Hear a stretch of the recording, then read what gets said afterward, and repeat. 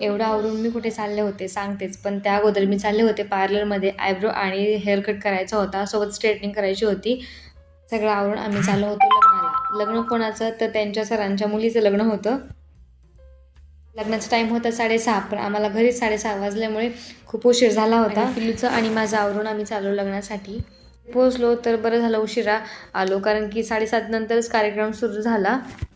लग्न छान झालं आणि खूप साऱ्या मैत्रिणी भेटल्या, सगळ्यांची ओळख पण झाली. पिल्लू पण खूप छान पद्धतीने राहिला, म्हणजे त्यांनी त्रास नाही दिला, एकटाच खेळत होता. नंतर त्याला त्याचे मित्र भेटला.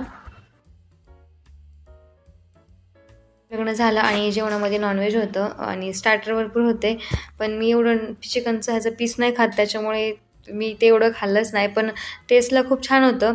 थोडंसं एक एक बाईट खाल्ली आणि चिकन कबाब असल्यामुळे मी ते चिकनचं पीस नाही घेतलं, फक्त रस्सा आणि रोटी घेतली, सोबत रायता. आणि बिर्याणी फेवरेट, बिर्याणी तर खाल्लीच. पिलूने सगळं थोडं थोडं टेस्ट केलं. सगळ्यांना भेटून आम्हाला घरी यायला वाजले होते 10. जर तुम्ही इंस्टाग्रामवर बघत असाल तर यूट्यूबची लिंक माझ्या बायोमध्ये आहे, नक्की चेकआउट करा. व्हिडिओ आवडला असेल तर लाईक करा. थँक्यू.